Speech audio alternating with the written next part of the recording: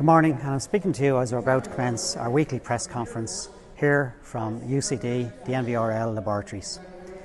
Firstly, I'd like to thank all of our staff for your responsiveness throughout the last few weeks as we've responded and prepared for COVID-19. I'd also like to acknowledge it's been a very sad time as we've lost some healthcare workers through COVID-19 during this process. I'd like to send out my sincere condolences to their family and friends, and it's a very tough time for everybody indeed.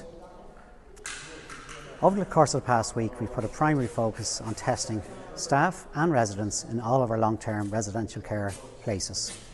This has been a very important programme, and I'd like to thank the National Ambulance Services in conjunction with our community teams who have over the past week tested over 20,000 residents and staff in those locations. We're also launching many of our clinical assessment hubs all across the country, and 20 clinical assessment hubs are now in place.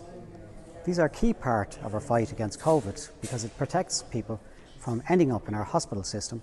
We're also launching today an approach and a plan to scale up our testing and tracing to be able to deliver over 100,000 per week over the course of the next few weeks.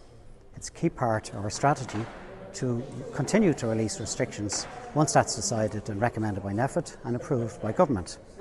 This will involve a major plan to scale up our capacity, make some changes in processes, put some new community testing centres in place, and ultimately deliver a higher volume. Also conscious we're continuously having challenges on PPE, but we are making good progress with extra deliveries coming in from China. Recently you'll have seen an announcement from NPHET in terms of the use of masks for all healthcare workers. Finally, just acknowledge that this has been a very tough time for staff, and we're very conscious that our staff be very conscious of their mental health during issues that can cause a lot of concern for our staff. I'd encourage you all to look at the range of supports that have been put in place through Silver Cloud. It's really important for us that we support you during this very difficult phase. Thank you all for your work to date.